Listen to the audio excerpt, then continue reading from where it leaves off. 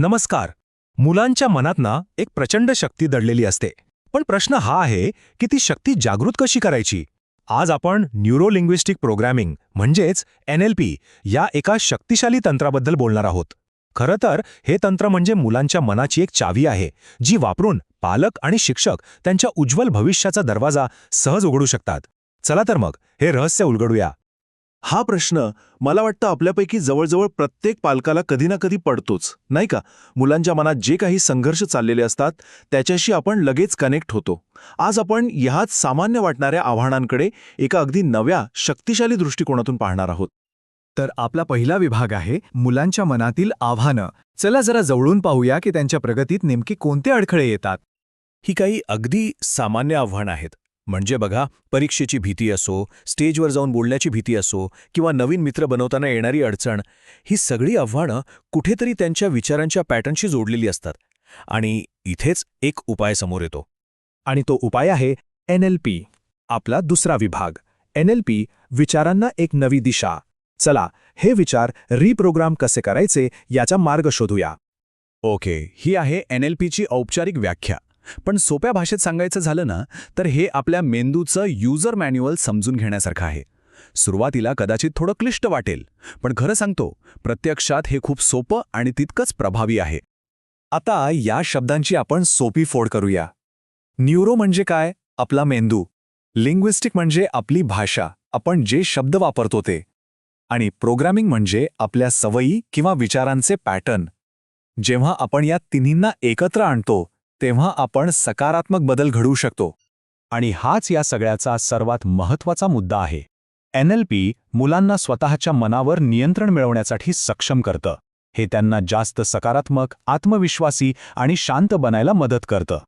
चला, आता वेळ आली आहे त्या 5 सोप्या पण अगदी जादुई NLP तंत्रांची, जी कोणीही वापरून मुलांमध्ये आश्चर्यकारक बदल घडवू शकतं. पहिलं तंत्र आहे रिफ्रेमिंग. म्हणजे काय? तर विचारांचा गुंता सोडवून त्यांना एक नवी सकारात्मक दिशा देणं. फक्त एक शब्द बदलून बघा. मला हे येत नाही याऐवजी म्हणा, मला हे अजून येत नाही. हा एक छोटासा बदल मेंदूसाठी आशेचा किरण बनतो आणि तो प्रयत्न करायला तयार होतो. हे तंत्र तर खूपच मजेशीर आहे. याला म्हणतात अँकरिंग.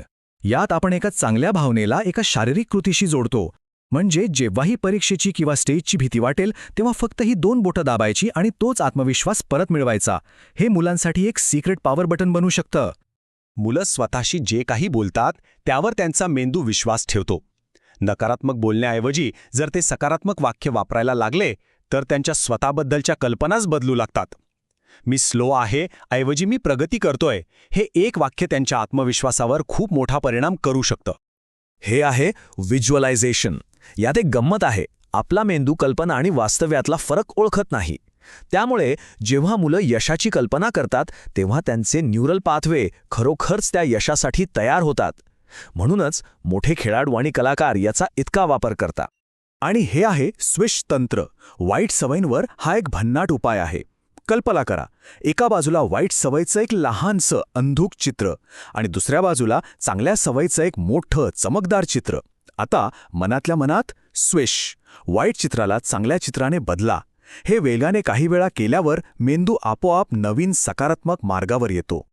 तर ही झाली तंत्र, पण हे खरंच काम करतं का? चला एका गोष्टीमधूनच पाहूया. ही गोष्ट आहे रियाची. अनेकांना स्टेजवर जाण्याची भीती वाटते. रियाचीही तीच समस्या होती. तिचे पाय अक्षरशः थरथरायचे.